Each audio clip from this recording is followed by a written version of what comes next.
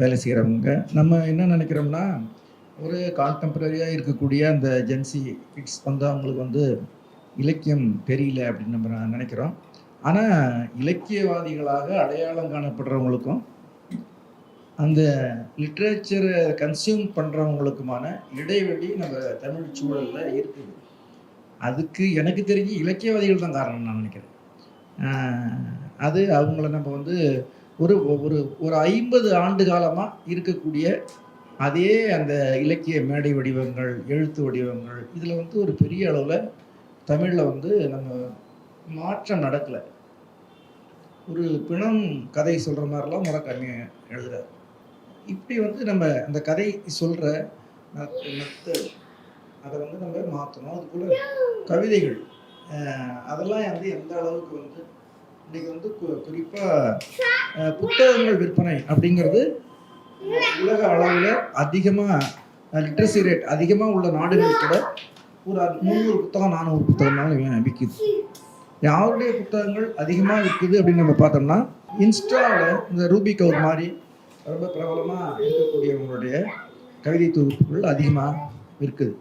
அப்போ அவங்களுடைய கவிதை மொழிகளை நம்ம பார்க்கும்போது அது ரொம்ப மிகவும் எளிமையாகவும் ஒரு கான்டெம்பரரியாகவும் அலங்காரம் இல்லாததாகவும் இன்றைய வாழ்வு கோருகிற உள்ளடக்கங்களை உடையதாகவும் இருக்குது.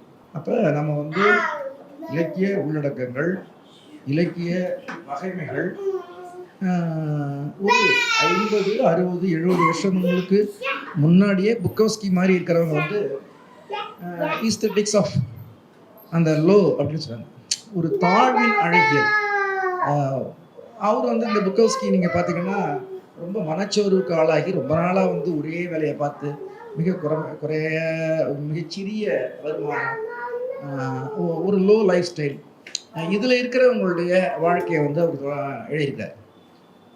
இது மாதிரி ஆட்களை பார்க்கும்போது நம்ம வந்து இது மாதிரி ஆட்கள், இது மாதிரி நபர்கள் அதிகமாக நிறைந்திருக்கக்கூடிய ஒரு தேசம் தான் இந்தியா. ஆனால் இங்கேருந்து பார்த்தோம்னா அந்த ஈஸ்தட்டிக்ஸ் ஆஃப் லோ அப்படிங்கிறது வந்து உருவாகவே இல்லை.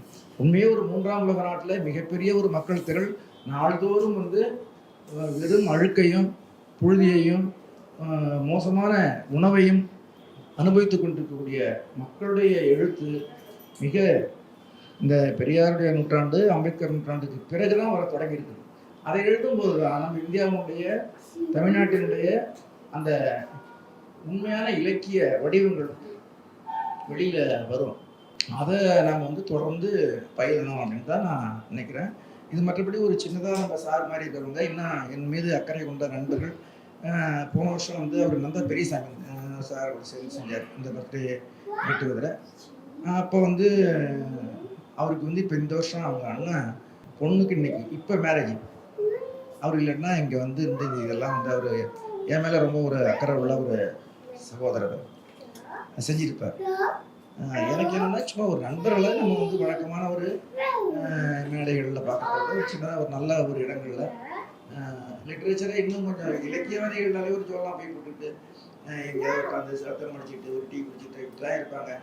அப்படிங்கிறத இது போன்ற நண்பர்களுடைய நட்பு நமக்கு கிடைக்கும்போது கொஞ்சம் வேற ஒரு இடங்களில் வந்து இது மாதிரி நிகழ்ச்சிகளை வந்து நம்ம வாங்க பண்ணுறோம். மற்றபடி வந்து எல்லா இடங்கள்லையும் நம்ம வந்து ஒரே மாதிரி தான் இருப்போம். ஏன்னா நான் வந்து ஒரு மிக எழுத்தறிவே இல்லாத அறிவுலை இயக்க செயல்பாட்டு காலத்திற்கு முன்பு ஒரு கிராமத்தில் என்னுடைய இளமை பருவம் கழிஞ்சு அங்கே படிக்கிறதுக்கே புத்தகம் இருக்காரு. எங்கள் பக்கத்து வீட்டில் ஒரு பெரிய பேர் இருப்பார். அவர் ரொம்ப ராகம் போட்டு நல்ல தங்கால் கதையை படிப்பார், பாடுவார். பெரிய எழுத்து விக்ரமாதித்தன் கதை அதை படிப்பார். அதை கேட்கறதுக்கு வந்து பெண்கள்லாம் அந்த வீட்டுக்கு முன்னாடி வாசலில் உட்காந்துருப்பாங்க. அப்போ அந்த கதைகள் படிக்கக்கூடிய, கதையை கேட்கக்கூடிய ஒரு தவிப்பு எழுத்தறிவில்லாத அந்த சின்ன கிராமத்தில் இருந்தது. அதை பார்த்துட்டு எழுத வந்தவங்க என்னுடைய முதல் புத்தகத்தை என்னுடைய தந்தை ஒரு பள்ளி ஆசிரியராக இருந்தார். அவர் வந்து ஒரு பிஎஃப் லோன் போட்டு என்னுடைய முதல் புத்தகத்தை வந்து போட்டு கொடுத்தாரு. அவர் இறந்து அந்த ஆம்புலன்ஸ் எடுத்துகிட்டு வரும்போது தான் அந்த ஆம்புலன்ஸ் டிரைவரோட டீ சாப்பிட எங்கள் அப்பா வந்து ரொம்ப டீ பிரிய அடிக்கடி அவங்க டீ கடையில் இருக்காங்க. நம்ம வந்து அதை வந்து அவருக்கு செலுத்துகிற ஒரு அஞ்சலி மாதிரி நம்ம அந்த ஆம்புலன்ஸை வச்சுட்டு ஒரு சின்ன போட்டு வர டீ கடையில் வந்து அந்த டிரைவருக்கு வந்து டீ குடிச்சு வாங்கி கொடுக்குறோம். ஒரு இலக்கிய மனம் அப்படிங்கிறது நம்முடைய வெறும் எழுதுவதற்கு மட்டும் கிடையாது, அது நம்முடைய வாழ்க்கையில் அப்ளை பண்ணணும் அப்படின்னு யோசிக்கும்போது தான் இந்த கலைஞருக்கு இந்த செயல்பாடுகள் எல்லாமே நம்ம வந்து கொடுப்போம்.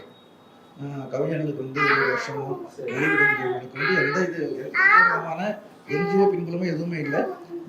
நம்ம மேலே இருக்கிற இப்போ நம்ம ஐயமாதவன்லாம் சொன்ன உடனே எனக்கு அப்படி தான் நர்சிங் வந்து அறிமுகமானேன்.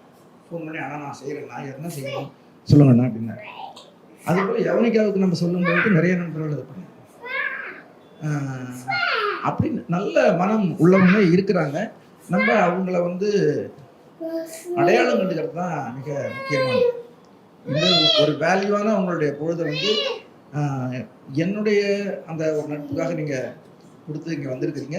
எல்லாத்துக்குமே வந்து ரொம்ப நன்றி. இந்த வீடியோ உங்களுக்கு பிடிச்சிருந்தா லைக் பண்ணுங்க, ஷேர் பண்ணுங்க, கமெண்ட் பண்ணுங்க.